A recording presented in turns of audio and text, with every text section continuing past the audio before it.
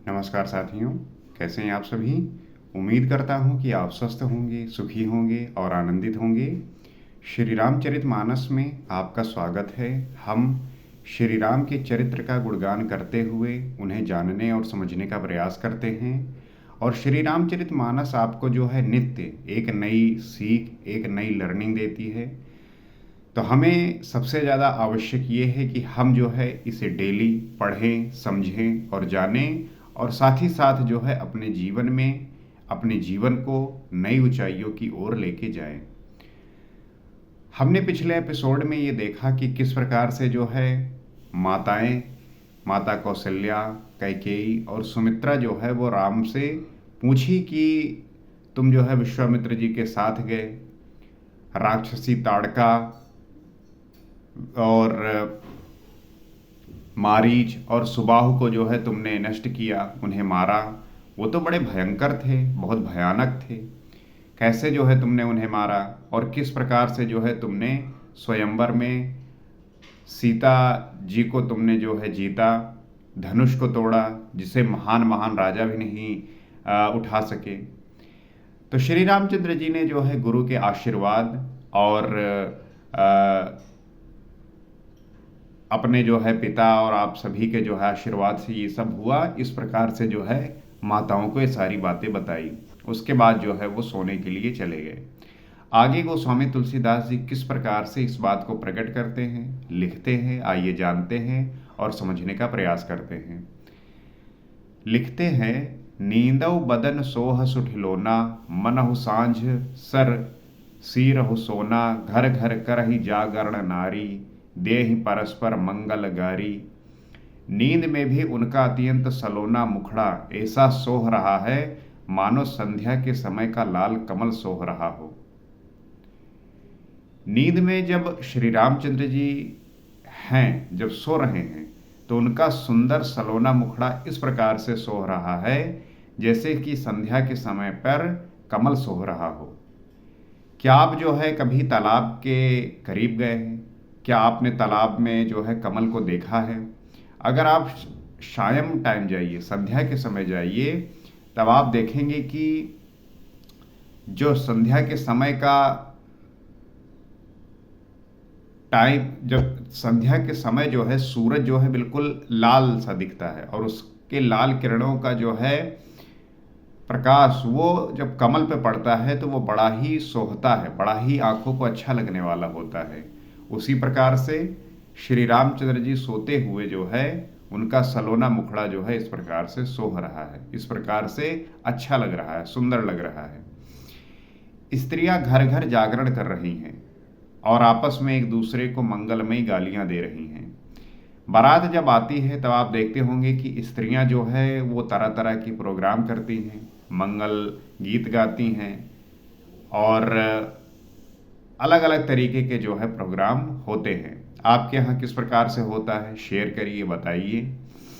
और जिस प्रकार से यहाँ पे गोस्वामी तुलसीदास जी ने संध्या के समय लाल कमल का जो है वर्णन किया है, मैं आप सभी को जो है कहूँगा कि आप जो है सायं काल को घूमने जाइए, बाहर निकलिए और देखिए कि जो है ये प्रकृति कितनी सुंदर है। It is so beautiful that you can forget everything. सब कुछ भूल जाओगे। There is nothing to be, कुछ भी ऐसा नहीं होगा जो आपको जो है चिंता में रखे। आप जो है सब कुछ भूलकर उस दृश्य में जो है, उस समय में जो है पूरी तरीके से मिल जाओगे और आपको जो है कुछ भी नहीं याद होगा। तो आपको आपको एक आदत डालनी चाहिए। आपको जो है नित्य संध्या के समय बाहर निकलना चाहिए। ठंडी हवा, मधुर संगीत और जिस प्रकार का वातावरण होता है उस प्रकार से आप देखेंगे कि ये जीवन जो है कितना सुंदर और शुभ है। हम जो है अपने फोन में, हम जो है अपनी दुनिया में ही जो है अपने आप को मिलाए हुए हैं। हम जो है इस प्रकृति को एक्सप्लोर नहीं कर रहे हैं। आप जाइए, रिवर के बगल में बैठिए, नदी के किनारे में बैठिए, तालाब के किनारे में बैठिए, वहाँ पे जो है चिड़ियों को जो है देखिए, प्रकृति में पेड़ को देखिए, जल को जो है आप निहारिए, जल में जो है कमल होंगे, अलग अलग तरीके के पुष्प होते हैं, उनको निहारिए, देखिए। देखिए आपका मन जो है कितना स्वच्छंद और कितना साफ हो जाता है। जिस प्रकार से आप देखते होंगे घर में आप साफ सफाई करते हैं तो कचरा इकट्ठा हो जाता है, फिर उसको जो है आप एक जगह इकट्ठा करके भर कर और कूड़े वाले को दे देते हैं। उसी प्रकार से आपके मन में भी जो है आप बहुत तरीके की कचरा जो है इकट्ठा कर लेते हैं। इस कचरा को साफ करने के लिए जो है आपको थोड़ा सा खुल के जीना होगा, थोड़ा सा ओपननेस में होके जीना होगा, प्रकृति से कनेक्ट होना होगा, नेचर से जो है जुड़ना होगा। आप आज के समय में लोग जो है नेचर से जुड़ना भूल गए हैं। पहले लोग जो है पौधे लगाते थे, डेली जो है उन्हें पानी देते थे, खाद डालते थे, तो उनसे एक जुड़ाव रहता था, एक जो है कनेक्शन होता था। आप एक भी जो है पत्ती जब तोड़ते थे तो लोग डांटते थे कि क्यों तोड़ रहे हो। तो इस प्रकार का जो कनेक्शन है वो आपकी जो है मन को हरा रखता है, आपके मन को जो है बिल्कुल ताज़ा रखता है। तो उससे प्रकृति से जुड़िए, नेचर से जुड़िए, ये जो है आपको आनंदित रखेगा, आपको जो है बिल्कुल तरोताजा रखेगा। पुरी विराजत राजत रजनी, रानी कहई विलोकहु सजनी, सुंदर बधुन सासुलय सोई, फनिकन जन सिरमन उरगोई।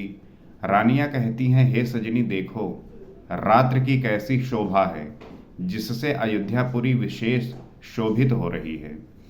रानियां कह रही हैं अपनी सखियों से, अपनी सजनियों से कह रही हैं कि रात्र देखिए कितनी शोभा पा रही है, अयोध्यापुरी विशेष शोभित हो रही है। यूं कहती हुई सासुएं सुंदर बहुओं को लेकर सो गई, मानो सर्पों ने अपने सिर के मड़ियों को हृदय में छिपा लिया। इस प्रकार से सब कुछ कहती हुई सास जो है अपने बहुओं के साथ जाकर सो गई। प्रात पुनीत काल प्रभु जागे, अरुण चूड़ बर बोलन लागे, बंदी मगधनी गुनगन गाए, पुरजन द्वार जोराहन आए।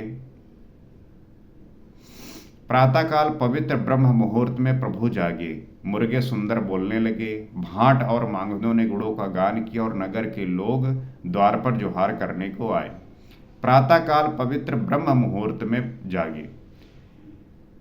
हर एक व्यक्ति को जो है ब्रह्म मुहूर्त में जागने का प्रयास करना चाहिए। मैं ये नहीं कहता कि आप जो है जो रात में नहीं सोते वो सफल नहीं होंगे या वो जीवन में कुछ कर नहीं पाएंगे, लेकिन जितनी रिसर्च और जितना जो है देखा गया है उसमें ये पाया गया है कि जो लोग सुबह उठने की आदत डालते हैं, जो मॉर्निंग में उठते हैं, उनके सफल होने की जो प्रोबेबिलिटी है वो ज़्यादा होती है। तो हमें अपने हैबिट में इस चीज़ को तो लेके आना है कि हम जो है मॉर्निंग में उठे, ब्रह्म मुहूर्त में उठे, 4-5 बजे उठ जाए। आप 4-5 बजे अगर उठ रहे हैं, इसका मतलब है कि आपके पास 4-5 घंटे ऐसे हैं जहां पे आपको कोई डिस्टर्ब करने वाला नहीं है। There is no one to disturb you, you have your own time. और वो जो आपका खुद का समय होगा वो जो है आपको सही और इंटेंस वर्क करने में मदद करेगा। सुबह आप 4 बजे उठ गए और 4 बजे से अगर 8 बजे तक आपने स्टडी कर ली, कोई काम कर लिया, कोई स्किल सीखने पे आपने लगा दिया, तो आप जो है कुछ ही दिन में काफ़ी योग्य हो जाओगे, उस चीज़ को सीख पाओगे। तो चीज़ें खुद क्रिएट करनी होती हैं, कुछ भी अपने आप नहीं होता। जो व्यक्ति इस दिनचर्या को पालन करता है वो अपने जीवन में अवश्य सफल होता है।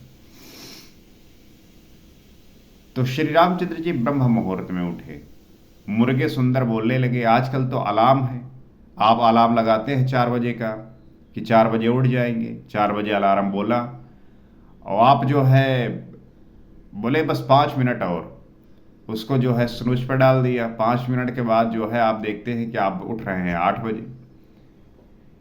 लेकिन पहले के समय में अलार्म नहीं होते थे, पहले के समय में मुर्गे होते थे। सुबह आप देखेंगे, अगर आप ऐसे जगह पर रह रहे हैं जहाँ पे मुर्गे हैं, तो सुबह ही सुबह जैसे ही हल्का उजाला होने वाला होता है, उन्हें एहसास हो जाता है, वो बोलना स्टार्ट कर देते हैं। तो पहले के समय में अलार्म जो है मुर्गे ही होते थे। हालांकि आज के समय में तो आप अलग अलग तरीके के जो है रिंगटोन लगाकर अलार्म भरते हैं, वो अलग बात है। उसमें बहुत सारे लोग आज भी जो है मुर्गे वाला रिंगटोन लगाए होते हैं।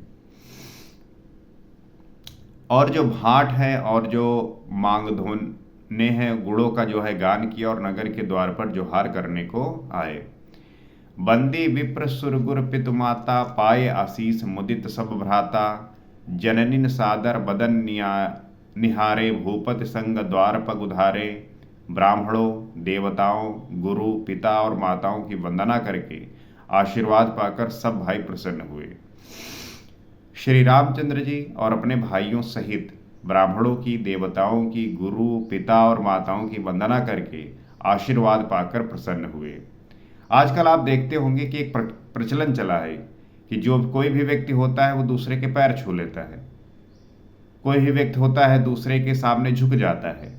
आपका स्वाभिमान कहाँ है? आपका अपना जो है आइडेंटिटी कहाँ है? किसी भी व्यक्ति को पैर किसका छूना चाहिए? ऐसा व्यक्ति जिसने अपने जीवन में अरहत हुआ है, ज्ञान को प्राप्त हुआ है, जिसके वचन, जिसके शब्द में इतना प्रभाव है कि वो आपके जीवन को बदल दे, वो ब्राह्मण। ये नहीं कि ब्राह्मण कुल में जन्म लिया है और उसके आचरण और व्यवहार सब गलत है, उसके पांव छू रहे हो, ये नहीं। ऐसा ब्राह्मण जो अरहत हुआ है। तो ब्राह्मणों के, देवताओं के, गुरु, पिता और माता, इनका जो है पांव आपको नित्य छूना चाहिए, इनको जो है सम्मान देना चाहिए, आदर करना चाहिए। यही जो है आपकी एक सदैव के लिए जो है, नित्य जो है आपके व्यवहार में सम्मिलित होना चाहिए। ये आपके अहंकार को कम करेगा, ये आपको जो है विवेक देगा।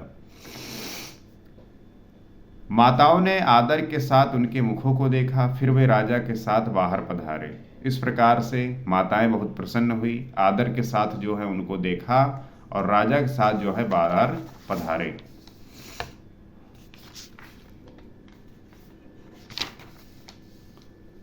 कीन शौच सब सहज सुचि, सरित पुनीत नहाय। प्रात क्रिया करितात पही, आए चार्यों भाई। स्वभाव से ही पवित्र चारों भाइयों ने सब शौच आदि से निवृत्त होकर पवित्र सरयू नदी में स्नान किया और प्रातः क्रिया, संध्या वंदन आदि करके वे पिता के पास आए। उसके बाद जो है शौच आदि से निवृत्त होकर सरयू नदी में जो है स्नान किया और प्रातः क्रिया जो संध्या वंदन आदि है वो करके पिता के पास आए। संध्या प्रातःकाल हमने जो है पीछे इस बात का जिक्र किया था। सायं काल जो है वो इवनिंग का टाइम होता है और संध्या जो है वो सुबह का टाइम होता है, मॉर्निंग का टाइम होता है। तो संध्या वंदन मॉर्निंग और सायं जो है वंदन वो शाम का टाइम है, इवनिंग का। इस प्रकार से जो है प्रातः क्रिया किया और पिताजी के पास आए। पहले के समय में आपको स्नान करने के लिए, नित्य क्रिया करने के लिए नदियां ही होती थी, कुआं होते थे। आज के समय में तो आपका खुद का जो है समरसेबल होगा, मोटर होगा, नलकूप होते हैं, उसके थ्रू जो है आप पानी निकालते हैं।